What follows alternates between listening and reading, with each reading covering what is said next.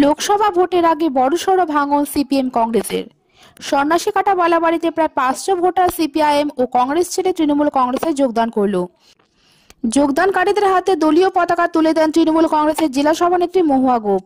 মঙ্গলবার রাজগঞ্জ ব্লকের সন্ন্যাসীকাটা গ্রাম পঞ্চায়েতের বালাবাড়ি গ্রামে তৃণমূল কংগ্রেসের এক যোগদান সভা অনুষ্ঠিত হয়। সেই সভাতে উপস্থিত ছিলেন তৃণমূল কংগ্রেসের জেলা সভানেত্রী মহুয়া গোপ। এছাড়াও উপস্থিত ছিলেন তৃণমূল কংগ্রেসের জেলা চেয়ারম্যান খগেশ্বর রায়, ব্লক সভাপতি অরিন্দম ভট্টাচার্য, রোশন হাবিব, তুষার দত্ত, রণবীর মজুমদার সহ অনেক তৃণমূল নেতৃত্ব। সেই যোগদান সভাতে এলাকার 500 জন বিভিন্ন দলের কর্মী তৃণমূলে যোগদান করেন। যোগদানকারীদের হাতে দলীয় পতাকা তুলে দেন তৃণমূল কংগ্রেসের জেলা সভানেত্রী মহুয়া গোপ। এই বিষয়ে মহুয়া গোপ জানায়, লোকসভা ভোটের আগে রাজগঞ্জের সন্ন্যাসীকাটায় সিপিআইএম এবং কংগ্রেস ছেড়ে তৃণমূল কংগ্রেসে যোগদান করল 500 জন। পশ্চিমবঙ্গ যেখানে তৃণমূল কংগ্রেসের 42টি আসনের জন্য প্রার্থী ঘোষণা করে ফেলেছিল, সেখানে বিজেপি এতদিন প্রার্থী ঘোষণা করতে পারেনি। এর থেকেই বোঝা যায় তৃণমূল কংগ্রেস লোকসভা ভোটে কতটা এগিয়ে গেছে। লোকসভা ভোটে জলপাইগুড়িতে তৃণমূল কংগ্রেসের জয়লাভ করছে, এটা নিশ্চিত। এটা হচ্ছে সন্ন্যাসীকাটা অঞ্চল। সন্ন্যাসীকাটা অঞ্চলের আজকে বিভিন্ন থেকে লাল স্কুলের এখানে হচ্ছে সভা, যোগদান সভা প্লাস পথসভা। এখানে আমাদের যে আগামী 19 এপ্রিল যে ভোট রয়েছে, যেটা আমাদের লোকসভা 24, সেখানে আমাদের প্রার্থী ডক্টর নির্মল চন্দ্র রায়ের সমর্থনে এটা যোগদান সভা এবং পথসভা ছিল।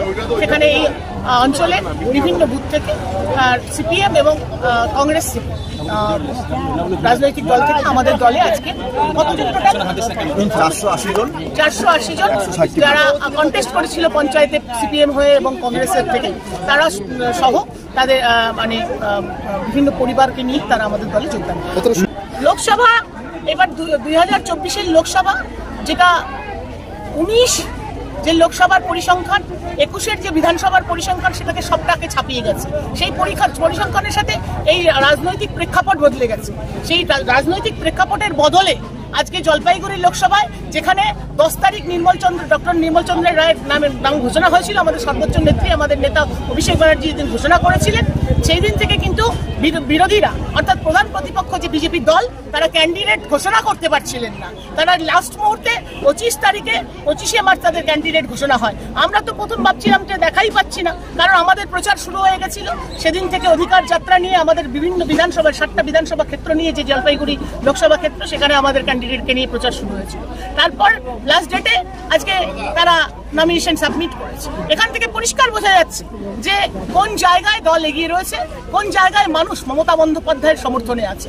সুতরাং এই যে জনগর্জন সভা আমরা করছি, যেই জনগর্জন বাংলায় উঠেছে, সেটা জলপাইগুড়িতেও উঠেছে।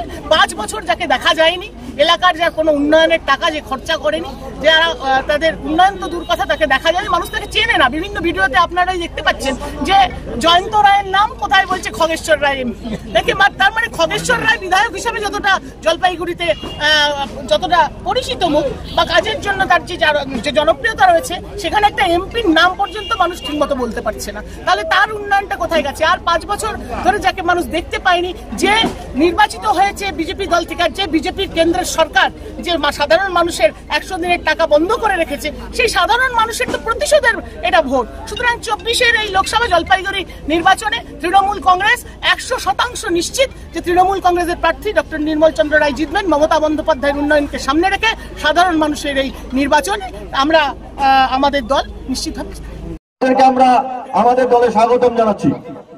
বন্দে মাতরম, বন্দে মাতরম।